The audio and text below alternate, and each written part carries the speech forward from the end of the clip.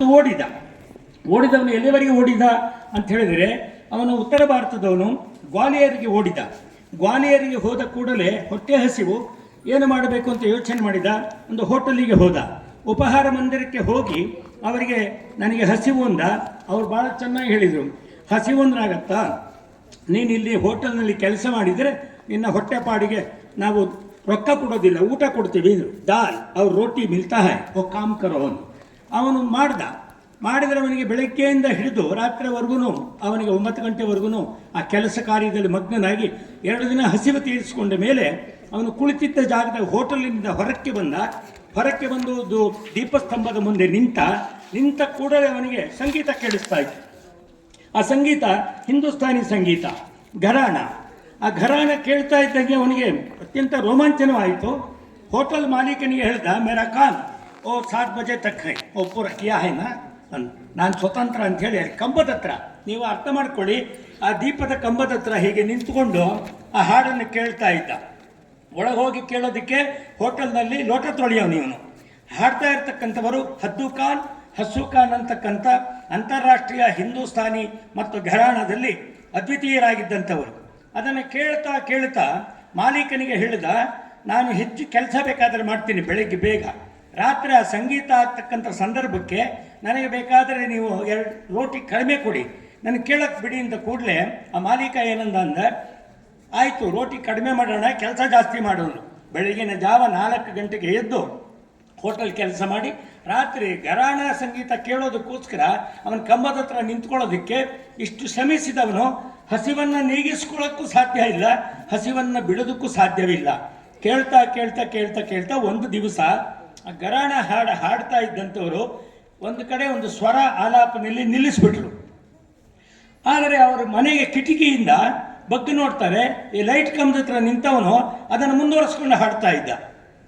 ಪರಮಾಶ್ಚರ್ಯವಾಗಿ ಆ ಹಸ್ಸು ಖಾನ್ ಅವರೊಳ್ಳೆ ಜಬರ್ದಸ್ತ್ನವರು, ಅವನೊಬ್ಬನ್ನು ಕಳಿಸಿದ್ರು.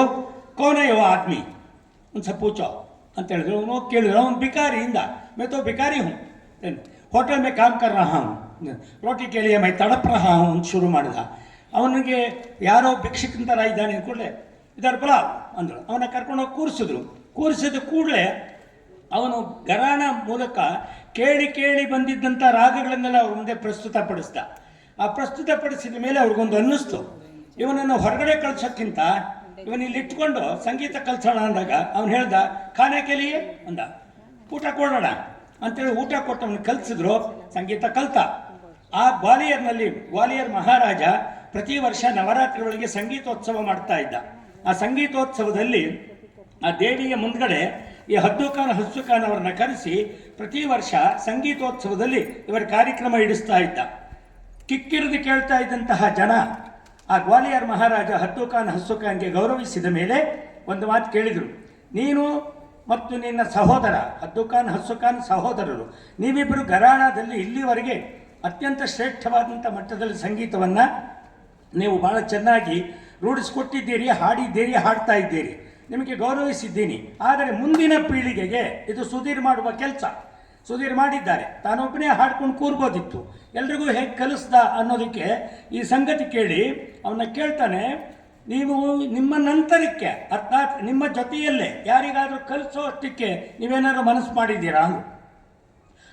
ಹಸ್ಸು ಖಾನ್ ಭಾಳ ಸಂತೋಷದಿಂದ ಮಾಡಿದರು, ಬಚ್ಚ ಇದ್ದಾರೆ ಏನು, ಇವನು ಹುಡುಗ ಇಲ್ಲಿದ್ದಾನೆ ಅಂದ್ಬಿಟ್ರು. ಅವನನ್ನು ನೋಡಿದ ಕೂಡಲೇ ಗ್ವಾಲಿಯರ್ ಮಹಾರಾಜನಿಗೆ ಖುಷಿ ಆಯಿತು. ಓ ಗಾನಾಗತ್ತೆ ಹೇ ಅಂದರು. ಅಂದರು. ಅಚ್ಚಿ ತರ ಗಾತೆ ಹಾಂ ಅಂದರು. ಹಾಗಾದ್ರೆ ಕಲ್ ಏಕ್ ಬಾತ್ ಸುನೋ ಕಲ್ ಓ ಉನ್ಸೆ ಅಂದ್ಬಿಟ್ರು. ಅದನ್ನು ನೋಡಿ single thought is better than 10 years studies. ಹಸ್ಸು ಖಾನ್ಗೆ ಅವನಿಗೆ ಹೇಳಿದ ಮೇಲೆ ತಟ್ಟಿದ್ರು. ಅವನ ವಿನಯ ನಮ್ಮ ಸುಧೀರನ ಥರ, ಅವನ ತಲೆ ಬಾಗಿ ಕೈ ಮುಗಿದು ಅವನು ಏನು ಕಲ್ತವನೋ ಕಲ್ತು ಅದ್ರ ಕಲ್ತಿದ್ದನ್ನು ಹಸ್ಸು ಖಾನ್ಗೆ ಮನಸ್ಸಿಗೆ ಬಹಳ ಧೈರ್ಯ ಇತ್ತು, ಇವನು ಪ್ರಪಂಚದ ಅದ್ವಿತೀಯನಾಗ್ತಾನೆ ಅಂತ. ಆದರೆ ಅವನ ಶಿಷ್ಯನಿಗೆ ಹೇಳಿರಲಿಲ್ಲ. ಮಾರನೇ ದಿನ ಮನೆಗೆ ಬಂದ ಕೂಡಲೇ, ನಾಳೆ ನಿಮ್ಮ ಸಂಗೀತ ಇದೆ, ಗ್ವಾಲಿಯರ್ ಮಹಾರಾಜ ಇರಿಸಿದ್ದಾನೆ, ನನ್ನ ಶಿಷ್ಯ ಅಂತ ಜನ ಡಬಲ್ ಬರ್ತಾರೆ ಅಂದರು. ಹಾಗೇ ಆಯಿತು. ಹೇಗೆ ಕಲ್ತ್ಕೊಂಡು ಹಾಡ್ತಾನೆ ನೋಡೋಣ ಅಂತ ಅವತ್ತು ಆ ಹುಡುಗ ಹಾಡ್ದ. ಹಸ್ಸು ಖಾನ್ ಮುಂದ್ಗಡೆ ಕೂತಿದ್ರು. ಅವನ ಹಾಡಿಗೆ ಬೆಚ್ಚಿಬಿದ್ದ ಮಹಾರಾಜ ಅವನು ಮಾಡಿದ್ದೇನೆಂದರೆ ಪೀತಾಂಬರ ಹೊದಿಸಿ ಸುವರ್ಣದಲ್ಲಿ ಅವನ ಹುಡುಗನಿಗೆ ಅಭಿಷೇಕ ಮಾಡಿ ಅವನಿಗೆ ಹಾರ ಹಾಕಿ ಸನ್ಮಾನಿಸಿ ಒಬ್ಬ ಅತ್ಯಂತ ಶ್ರೇಷ್ಠನಾದ ಸಾಧಕನಾಗುವ ಹಾಗೆ ಒಬ್ಬ ಹುಡುಗನನ್ನು ತಯಾರು ಮಾಡಿದ್ದೀಯಾ ಹದ್ದು ಖಾನ್ ಹಸ್ಸು ಖಾನ್, ನಿಮಗೆ ಒಳ್ಳೆಯದಾಗಲಿ ಅಂದರು. ಇಷ್ಟಾಯಿತು. ಇಷ್ಟಾದ ಕೂಡಲೇ ಮನೆಗೆ ಬಂದರು. ಮನೆಗೆ ಬಂದಾಗ ಅವನು ಅಳ್ತಾ ಇದ್ದ ಹುಡುಗ. ಅವನು ಅಳ್ತಾ ಇದ್ದ, ಏನು ಮಾಡಬೇಕು ಗೊತ್ತಿಲ್ಲ. ಅವ್ರ ಮುಂದೆ ನಮಸ್ಕಾರ ಮಾಡಿದರೆ ಹದ್ದು ಖಾನ್ ಹಸ್ಸು ಖಾನ್ ಇಬ್ಬರು ಕೇಳಿದರು, ನೀನು ವೇದಿಕೆ ಮೇಲೆ ಹಾಡಿದೆಯಲ್ಲ, ಆಪ್ಕೆ ಕೃಪಾಸೆ ಅಂದ. ಏನು ಆಪ್ಕೆ ಕೃಪಾಸೆ? ನೀ ಹಾಡಿದೆಯಲ್ಲ, ಹಾಡಿದಕ್ಕೆ ಜನ ಎಲ್ಲ ಹಂಗೆ ಕೊಂಡಾಡಿದ್ರಲ್ಲ, ಈಗ ನಾನು ಕೇಳೋದಕ್ಕೊಂದು ಉತ್ತರ ಕೊಡು ಅಂದರು. ಪೂಚಿಯೇ, ನೀನು ಏನೇ ಸಂಗೀತ ಕಲಿತು ವೇದಿಕೆ ಹತ್ತಿದ್ದೇ ಆದರೆ ವೇದಿಕೆ ಹತ್ತಕ್ಕೆ ಮುಂಚೆ ಘಟಬಂಧನ ಅಂತೀವಲ್ಲ, ನೀ ಗುರುದಕ್ಷಿಣೆ ಕೊಟ್ಟಿದ್ದೀಯಾ? ಹುಡುಗ ಲೋಟ ತೊಳಿತಾನೆ, ಹೋಟ್ಲಲ್ಲಿದ್ದಾನೆ, ಏನು ಗುರುದಕ್ಷಿಣೆ ಕೊಡ್ತಾನೆ?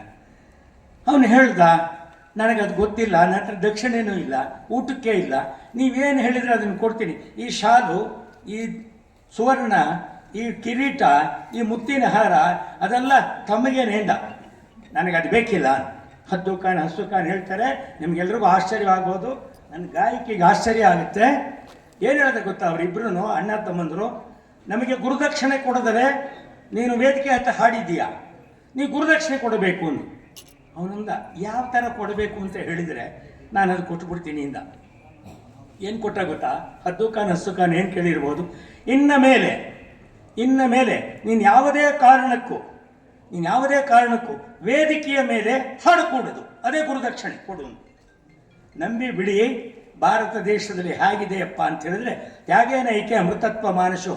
ಒಂದೇ ಸತಿ ಕೈ ಮುಗಿದು ಅವ್ರ ಪಾದದಲ್ಲಿ ತಲೆ ಇಟ್ಟು ಧನ್ಯನಾಗಿಸಿದ್ರಿ ನನಗೆ, ನಾನು ಇನ್ನು ಮೇಲೆ ವೇದಿಕೆಯಲ್ಲಿ ಹತ್ತೋದಿಲ್ಲ.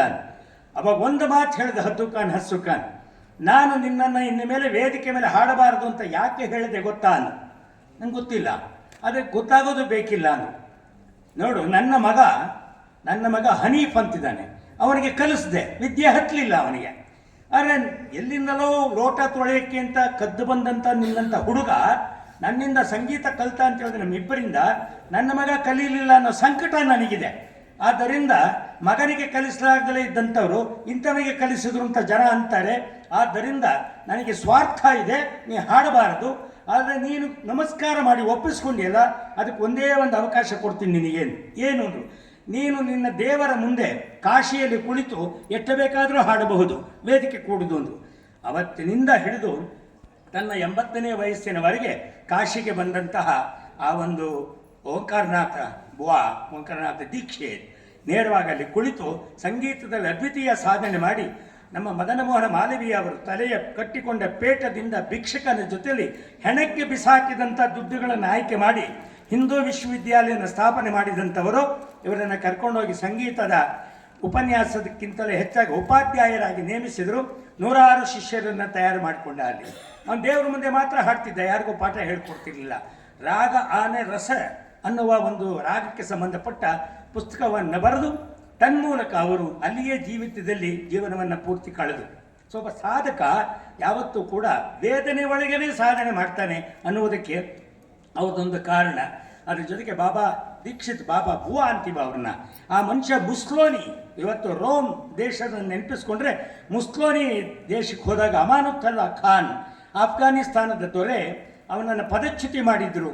ರೋಮ್ನಲ್ಲಿದ್ದ ಅವನೊಂದು ಮಾತು ಹೇಳಿದ, ಭಾರತ ದೇಶದ ಹಿಂದೂಸ್ತಾನಿ ಸಂಗೀತಗಾರರನ್ನು ಕರೆಸಿ ನಾನು ಸಂಗೀತ ಕಾರ್ಯಕ್ರಮ ಮಾಡಬೇಕು ಅಂತ ಮಾಡಿದಾಗ ಬಾಬಾ ದೀಕ್ಷಿತ್ ಅವರು ಅಲ್ಲಿಗೆ ಹೋಗಿದ್ದರು. ಅವರೆಲ್ಲ ಸಂಗೀತ ಆಯಿತು, ಇನ್ನೇನು ಹೊರಡಬೇಕು. ಅವ್ರಿಗೊಂದು ಆಸೆ ಹುಟ್ಕೊಳ್ತು, ನಾ ಬರೋನು ಬಂದಿದ್ದೀನಿ, ಅಮಾನುತ್ತ ಖಾನ್ ನಮಗೆಲ್ಲ ಗೌರವಿಸಿದ್ದಾರೆ, ಆದರೆ ಇಲ್ಲಿಯ ದೇಶದ ಮುಸ್ಲೋನಿಯ ಮುಂದೆ ನಾನು ಮಾತಾಡಿಸ್ಬೇಕು ಅಂತ. ಇದ್ದವರೆಲ್ಲ ಬೈದರು, ಅವನೊಬ್ಬ ಕ್ರೂರಿ, ಅವನು ದರ್ಪದವನು, ಅವನನ್ನು ಬಗ್ಸೋಕ್ಕಾಗಲ್ಲ, ನೀನು ಯಾಕೆ ಅವನ ಹತ್ರಕ್ಕೆ ಹೋಗ್ತೀಯ ಅನ್ನೋ. ನೋಡೋಣ ಅಂತ ಒಂದು ಪತ್ರ 3 ದಿನ ಆದರೂ ಅದಕ್ಕೆ ಉತ್ತರ ಬರಲಿಲ್ಲ. ಇವನು ಅಂದ್ಕೊಂಡ ಭಾಳ ದುರಹಂಕಾರ ಅವ್ರುಗಳಿಗೆ, ಇವ್ರು ಹೇಳಿದ ಸರಿ ಅಂತ. ಇನ್ನೇನು ವಿಮಾನ ಹತ್ತಿ ಭಾರತಕ್ಕೆ ಬರೋ ಅಷ್ಟರಲ್ಲಿ ಅವನ ಗುಪ್ತಚರರಿಂದ ಒಬ್ಬ ಏನು ಆಪ್ತ ಸಹಾಯಕ ಇದ್ದಾನೆ, ಅವನೊಂದು ಪತ್ರ ಕೊಟ್ಟ. ಅವನು ಬಂದು ನೋಡ್ದ, ಸಲಾಮ್ ಹೊಡೆದ. ನೋಡಿದ್ರು ಇವರು ಏನು ಅಂದರು, ನೋಡಿ ಇಂದ ಪತ್ರ ನೋಡಿದರೆ ಮುಸ್ಲೋನಿ ಪತ್ರ ಬರೆದಿದ್ದ. ನಾನು ನಿಮ್ಮನ್ನು 3 ದಿನ ತಡವಾಗಿ ಮಾತಾಡಿಸ್ತಾ ಇದ್ದೇನೆ ಪತ್ರದಲ್ಲಿ, ನಿಮ್ಮ ಸಂಗೀತ ನಾನು ಕೇಳಬೇಕು, ನೀವು ಬನ್ನಿ ಇಂದ. 3 ದಿನ ಯಾಕೆ ಉತ್ತರ ಕೊಡಲಿಲ್ಲ ಅನ್ನೋ ಹೊತ್ತಿಗೆ ಮುಸ್ಲೋನಿ ಹೇಳ್ತಾನೆ, ಯಾರ್ಯಾರನ್ನೋ ಕರೆಸಿ ಕೇಳೋದಲ್ಲ ನಾನು, ನಿಮ್ಮ ಚಾರಿತ್ರ್ಯ ಹೇಗಿದೆ, ನಿಮ್ಮ ಸಾಧನೆ ಹೇಗಿದೆ ಎನ್ನುವುದನ್ನು ತಿಳ್ಕೊಳ್ಳೋದಕ್ಕೆ ಗುಪ್ತಚರರನ್ನು ಬಿಟ್ಟಿದ್ದೆ. ನೀವು ಅದರಲ್ಲಿ ಶ್ರೇಷ್ಠ ಅಂತ ಅನ್ನಿಸ್ಕೊಂಡಿದ್ದೀರಿ. ನಿಮ್ಮನ್ನು ಕರೀತಾ ಇದ್ದೀನಿ, ಬನ್ನಿ.